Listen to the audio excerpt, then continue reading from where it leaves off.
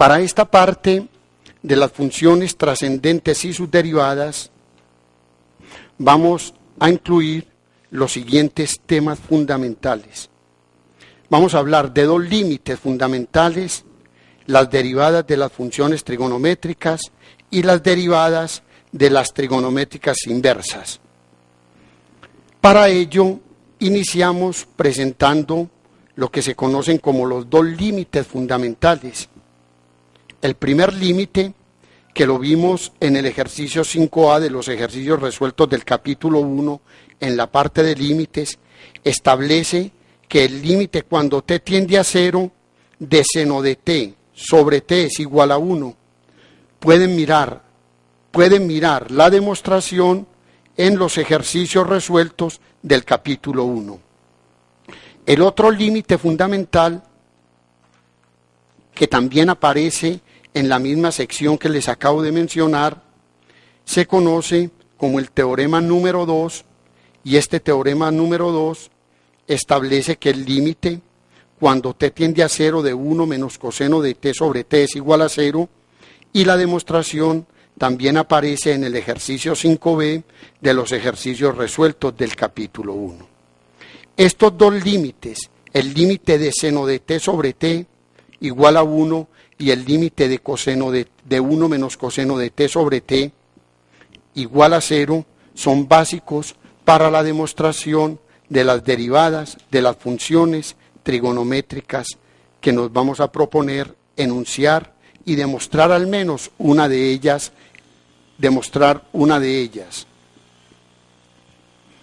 Para las derivadas de las funciones trigonométricas, el teorema 3 del módulo 13 establece las siguientes fórmulas. Las siguientes fórmulas para derivar las funciones trigonométricas. La derivada del seno es el coseno, la derivada del coseno es menos el seno, la derivada de la tangente es la secante al cuadrado, la derivada de la cotangente es menos la cosecante al cuadrado, la derivada de secante es secante por tangente y la derivada de cosecante es menos cosecante por cotangente. A modo de ilustración, vamos a demostrar la fórmula que corresponde al coseno de x. Es decir, nos proponemos demostrar que si y, que es una función de x, es igual al coseno de x, entonces su derivada, y', o como la hemos llamado, dy de x, es igual a menos el seno de x. Para ello vamos a partir de la definición que dimos de la derivada. Recuérdese que dy de x viene dado como el límite cuando h tiende a 0 de f de x más h menos f de x sobre h. Recuerde que nuestra función que estamos tratando es f de x igual a coseno de x. En consecuencia, esto es igual al límite cuando h tiende a 0. Si f de x es coseno de x, f de x más h es coseno de x más h, menos la f de x, que es coseno de x, sobre h. Si nosotros analizamos este límite, cuando h tiende a 0 va a dar coseno de x menos coseno de x, 0 sobre 0, que recordemos es una forma indeterminada. Eliminemos la indeterminación. Para ello, desarrollemos coseno de x más h. Tenemos entonces que esto es el límite cuando h tiende a 0 de coseno de x por coseno de h menos seno de x por seno de h y menos coseno de x dividido h. Voy a reunir estos términos de la siguiente forma. Límite cuando h tiende a 0. Aquí voy a escribir esto como menos seno de x por el seno de h, y de estos dos voy a sacar el factor común coseno de x, escribámoslo menos coseno de x, factor común de 1 menos coseno de h, dividido h. Esto entonces se puede separar en dos límites. Límite cuando h tiende a 0, pues inicialmente escribámoslo de esta forma, menos seno de x por seno de h sobre h y menos coseno de x que multiplica también aquí a 1 menos coseno de h sobre h. Cierro paréntesis. Examinemos este límite. El límite cuando h tiende a 0 de seno de h sobre h es por el teorema 1, existe. El límite cuando h tiende a 0 de seno de x no tiene que ver nada con h, también existe.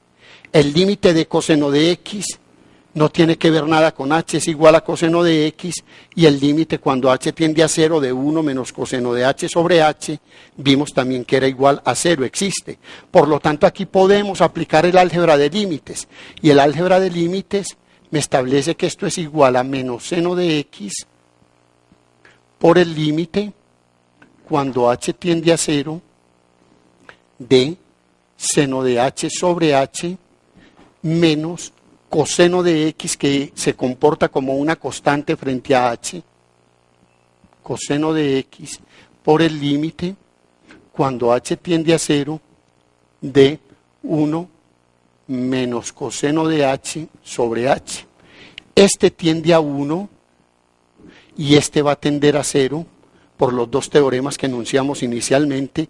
En consecuencia, esto va a ser menos seno de x multiplicado por 1 y menos coseno de x multiplicado por este límite que es 0. Finalmente vamos a obtener menos el seno de x. Esa es la deducción de la fórmula de la derivada de y igual al coseno de x. Su derivada y' es menos seno de x. Similarmente, podría uno demostrar todas las demás. Por decir algo, si yo quisiera demostrar la fórmula de tangente de x, la escribo como seno de x sobre coseno de x y aplico la derivada de un cociente. La de cotangente sería 1 sobre tangente o también coseno sobre seno. La de la secante es 1 sobre coseno y la de la cosecante es 1 sobre seno. Esto es únicamente como para ilustrar el procedimiento que está descrito en el módulo 13. Sin embargo, estas fórmulas apenas son un caso particular de lo que podríamos llamar una generalización de todas las fórmulas de la derivada de las funciones trigonométricas. Este ya contempla es el caso general. Y en este caso general, si u de x es una función derivable, se pueden demostrar las siguientes reglas generales para derivadas de funciones trigonométricas, cuyas demostraciones también aparecen en la sección 13.2 del texto guía. ¿Cuáles son esas reglas? Las reglas son las siguientes, que ya son mucho más generales que las que presentamos en el teorema 3 anterior, donde la demostración pues va a involucrar las funciones anteriores y una función adicional u de x. Esas reglas son: la derivada de seno de u de x es coseno de u de x por la derivada interna, observe, de u de x. La de coseno es menos seno de u de x por du de x. La de la tangente es secante al cuadrado por la derivada interna, etc. Cotangente menos cosecante al cuadrado. Secante, tangente por la derivada interna.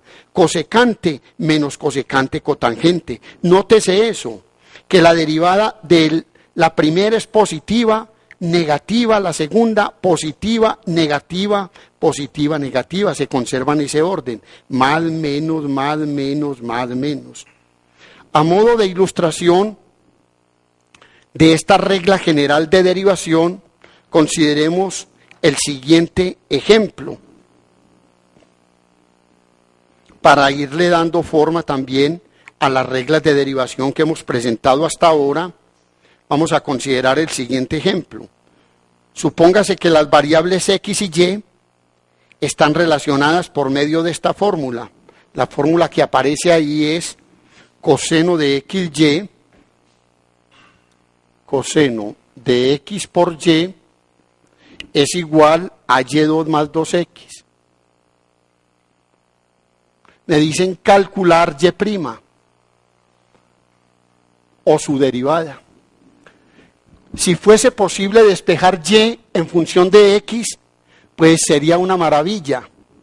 ¿Por qué? Porque podríamos utilizar las fórmulas anteriores que tenemos. Sin embargo, esto tampoco es obstáculo para encontrar la derivada de y con respecto a x, puesto que ya conocemos el procedimiento de la derivación implícita. Vamos a usar esa herramienta en este caso. Derivando en ambos lados con respecto a x, podemos escribir la derivada con respecto a x del coseno de x por y es igual a la derivada con respecto a x de y2 más 2x.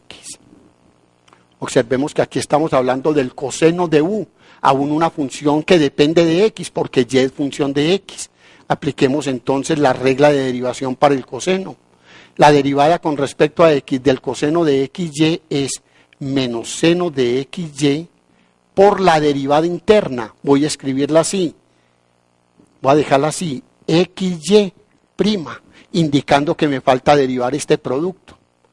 Va a ser igual a la derivada con respecto a x de y2, es 2y por y', más la derivada con respecto a x de 2x, que es 2. En consecuencia, aquí tenemos menos seno de x por y, y esta derivada de un producto de la derivada de x es 1 por el segundo y, más el primero x por y', igual a 2y' más 2. Destruyendo el paréntesis se puede escribir así, menos y por el seno de xy menos xy' por el seno de xy es igual a 2y' más 2. Vamos a reunir términos semejantes en y'. Son estos. Hagamos transposición de términos con los otros. Queda menos y seno de xy. Este pasaría a negativo. Menos 2 es igual a 2y y' más xy' por seno de xy. En este lado, saquemos factor común y', que multiplica a 2y más x por seno de xy, igual a lo mismo aquí, a menos y seno de x por y menos 2. Y' es igual entonces a menos y seno de xy menos 2 dividido 2y más x por el seno de x por y. De esta forma podemos obtener finalmente la derivada de y con respecto a x, aún sin poder despejar y como una función de la variable x. Pueden mirar muchos otros ejercicios en el módulo 13 y en el módulo 19, que aparecen muchas aplicaciones de las derivadas de las funciones trigonométricas. Procedemos entonces ahora a mirar la otra parte de las funciones trascendentes, que son las trigonométricas inversas y sus derivadas. Tampoco pretendemos en nuestro curso dar un tratamiento completo de las funciones trigonométricas inversas, ya que ellas han sido vistas con toda claridad en el curso de álgebra y trigonometría. Sin embargo, voy a hacer un recuento muy somero de lo que pasa con cada una de ellas. En particular, nosotros notamos que la función seno presenta este comportamiento en el plano cartesiano. Es una función periódica, pero no presenta un comportamiento de crecimiento y decrecimiento completo. Esta condición no nos permite encontrar la derivada, no nos permite encontrar la función inversa correspondiente. Porque si yo intercambio los papeles de X y Y, observemos lo que obtengo. Lo que obtengo sería esta representación. Ya X como función de Y. No es una función porque a este valor particular de X le están correspondiendo más de un valor de Y. Sin embargo, si yo restringo el dominio de la función seno que presenté inicialmente, si yo restringo el dominio de esa función a un tramo o a una porción del dominio, en el cual la función es continua y creciente, como en este caso, puedo hablar de la función seno en el intervalo desde menos pi medios a pi medios y tiene un comportamiento de que es continua y creciente. Eso se traduce en cálculo de que la función es biyectiva, 1 a 1 y sobre, y por lo tanto puedo hablar de que la función tiene una función que es inversa. La inversa correspondiente a esta función en esta porción desde menos pi medios a pi medios, recuérdese que si la función directa seno de x va de menos pi medios a pi medios a menos 1, 1, la inversa va de menos 1, 1 a menos pi medios y pi medios. Y su gráfica, con un poco de detalle, es la que aparece en el siguiente plano. Aquí tenemos la función inversa que va de menos 1, 1 a menos pi medios, pi medios. Esa es la función inversa. Igualmente podemos hablar de todas las demás funciones trigonométricas inversas. La correspondiente a coseno inversa tiene esta característica, este comportamiento en el plano cartesiano. Esa está definida desde el intervalo menos 1, 1 y los correspondientes valores de y de 0 a pi, etcétera. En el módulo 13 te vas a encontrar con todas ellas. Nosotros para nuestro tratamiento solamente nos interesa considerar lo que son las derivadas de las funciones trigonométricas inversas. Y aparecen estas fórmulas en el módulo 13. La derivada de seno a la menos 1 de u de x, 1 sobre esta raíz cuadrada, 1 menos u de x al cuadrado por u'. La de coseno es igual, solo difiere en un signo. La de la tangente a la menos 1 es 1 sobre 1 más u2 por u'.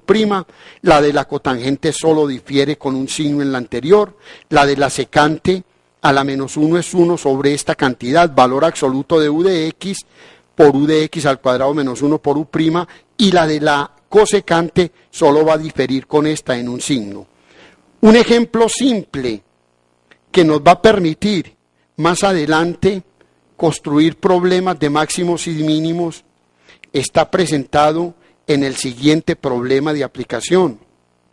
Supongamos que en un edificio de 20 pies de altura se halla una valla publicitaria de 20 metros de altura, se halla una valla publicitaria de 6 metros en la parte alta.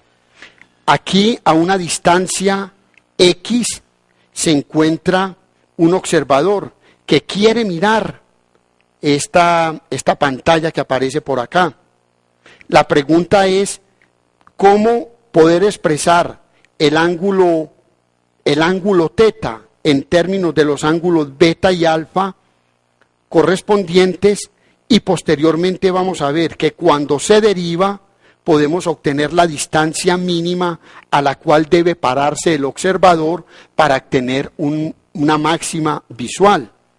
El problema se presenta entonces en esta forma. Si estamos considerando el edificio con estas características, aquí está parado el observador a una distancia X. Este es el edificio, estos son las visuales, digámoslo así. Aquí está pantalla de 6 metros, aquí vamos a tener la otra visual.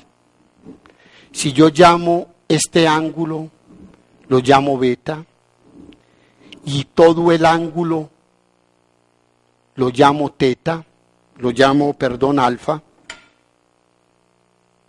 Este ángulo lo llamo alfa. Llamemos el ángulo teta,